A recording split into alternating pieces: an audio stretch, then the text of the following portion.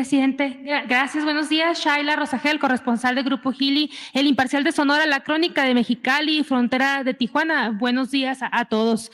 En primer lugar, preguntarle, presidente, el ministro Javier Lainez propondrá el próximo jueves al pleno y de la Corte que se invalide la segunda parte del Plan B electoral. Preguntarle, pues, cuál es su opinión sobre esto, qué expectativa tiene, ya que van a argumentar lo mismo que se argumentó para la primera parte. ¿Y qué hará usted si se invalida esta segunda parte del Plan B? No, no me sorprende. O sea, ahora sí que eso no es nota. Los ministros están alineados, o sea, la mayoría, al bloque conservador. Todo el Poder Judicial. Es un poder al servicio de una minoría. No están al servicio del pueblo. No se imparte justicia, tomando como actor principal al pueblo. Es un poder al servicio de una élite política y económica. Por eso hace falta una reforma al Poder Judicial. Lo que se tiene que hacer es que el pueblo elija a los jueces, a los magistrados, a los ministros, como se hizo en la época del presidente Juárez y como lo establecía la Constitución liberal de 1856-57. Se elegían a los jueces, magistrados, ministros, eran electos. Y habían requisitos, porque algunos pueden decir, ¿cómo cualquiera va a ser juez? ¿Cómo cualquiera? No. Había requisitos, tenían que ser abogados,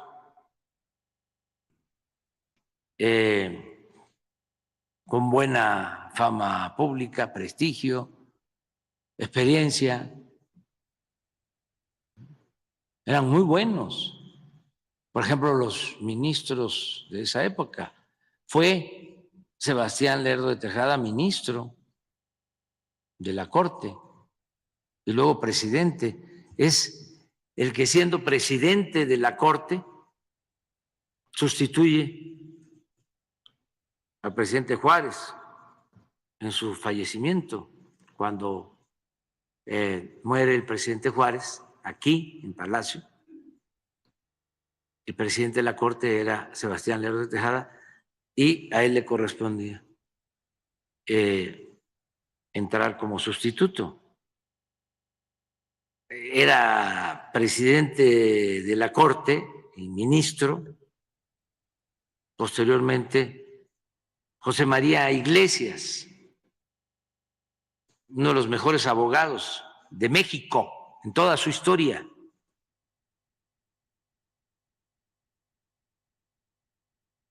Era el que decía, al margen de la ley nada, por encima de la ley nadie.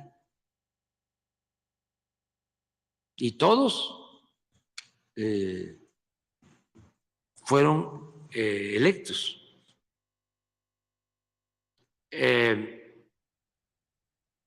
Ignacio Vallarta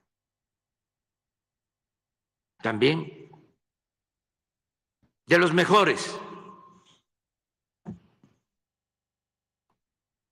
Entonces, se presentan requisitos, se da a conocer sus trayectorias.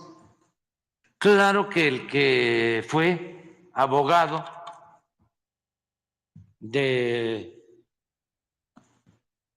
potentados, ese no va a salir, ese no va a ganar, como sucede ahora.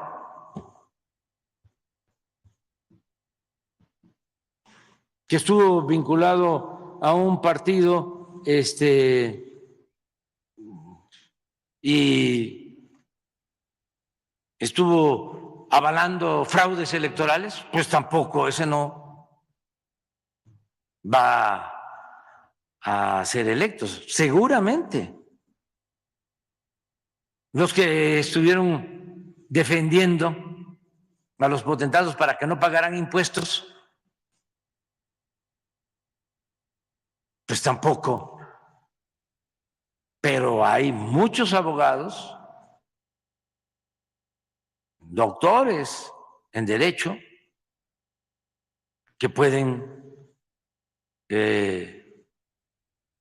actuar como ministros, gente recta. Pero si fue procurador con Salinas de Gortari, ¿lo van a elegir? ¿El pueblo lo va a elegir para que sea ministro? Por eso no quieren. Pero esa iniciativa sí la voy a presentar. Nada más voy a esperar que se integre el nuevo Congreso. Antes de irme, voy a presentar la iniciativa. Porque no le veo otra salida. Ya les platiqué que al principio, para no hacerle como le hizo Zedillo, que desconoció a los ministros y les dio su compensación,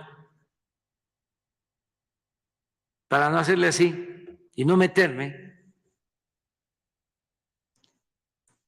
pensé de que si los que me tocaba proponer eran buenos, que eran 4, más uno que simpatizaba con nosotros o simpatiza con nosotros, con el movimiento de transformación, que ese no es un asunto personal, pues íbamos a tener ya una Suprema Corte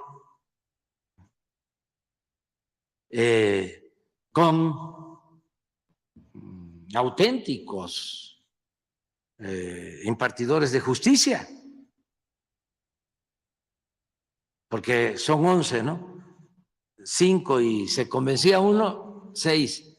Ya con ellos se podía llegar a un acuerdo. A ver, ustedes mismos, al interior del Poder Judicial, lleven a cabo la reforma que hace falta, porque ese Poder Judicial está echado a perder por 2 cosas. Primero, porque se perdieron ideales y principios en la abogacía desde la formación de los abogados. Hicieron a un lado todo lo que es el derecho social, el derecho agrario, el derecho laboral, y todo fue mercantil, civil, dinero. Bueno, eso por un lado. Lo otro, que cuando transaron PRI y PAN con Salinas, les empezaron a entregar al PAN todo el poder judicial, jueces, magistrados, ministros, bueno, hasta la Procuraduría. Lozano Gracia del PAN, procurador en el gobierno del PRI de Zedillo. Fue como moneda de cambio. Entonces, independientemente de las personas, imagínense cuál es el pensamiento dominante en el Poder Judicial. Pues un pensamiento conservador, elitista, ¿qué les va a estar interesando? Hacer justicia en bien del pueblo. Si ellos tienen una formación distinta. Entonces, sí hace falta una transformación, pero que la haga el pueblo de manera democrática. Porque yo fracasé. Propuse 4 y 2, a la primera se deslindaron y se fueron a acomodarse al bloque conservador. Claro, alegando de que son independientes. Sí, son independientes del pueblo. Presidente, entonces el jueves usted considera que van a invalidar los ministros. Claro, no, ya. Ya lo dio por... Sí, ya. Es que, ¿cómo creen ustedes que van a dejar vigente esa ley si ahí se establece que nadie debe de ganar más que el presidente, como lo ordena la Constitución en el artículo 127, y los ministros son los primeros que violan la Constitución, el artículo 127, porque ganan 3 y hasta 4 veces más que el presidente,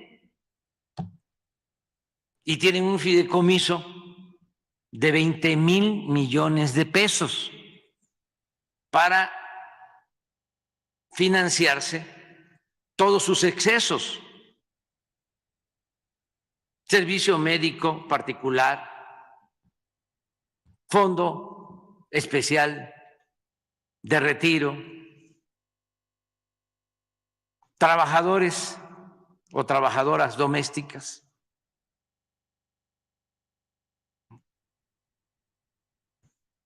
asesores,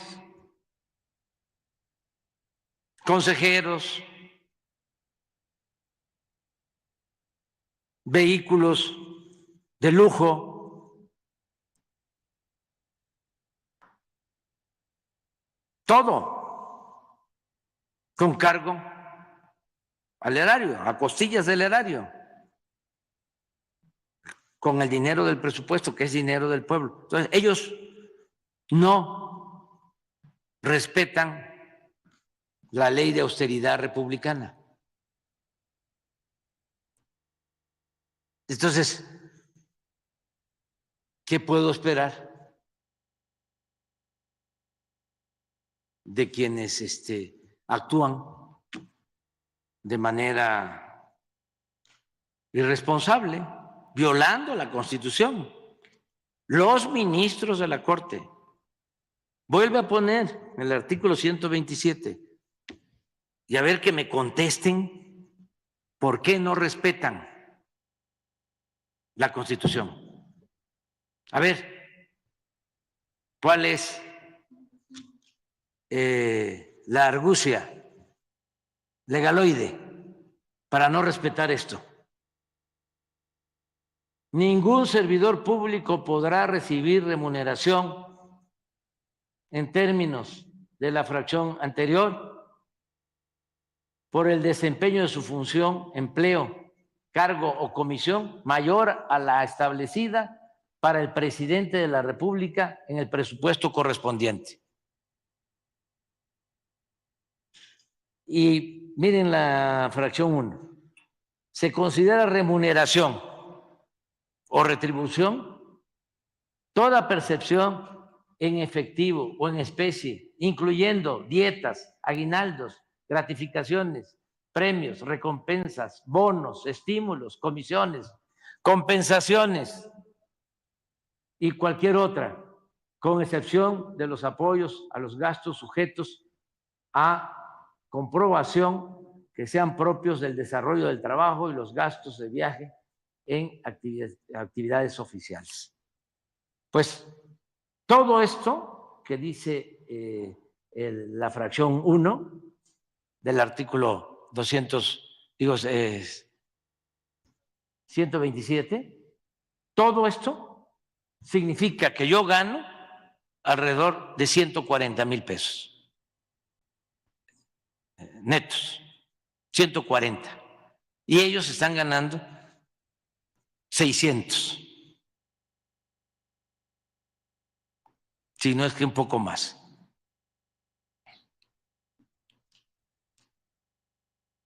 Ese es el fondo del asunto.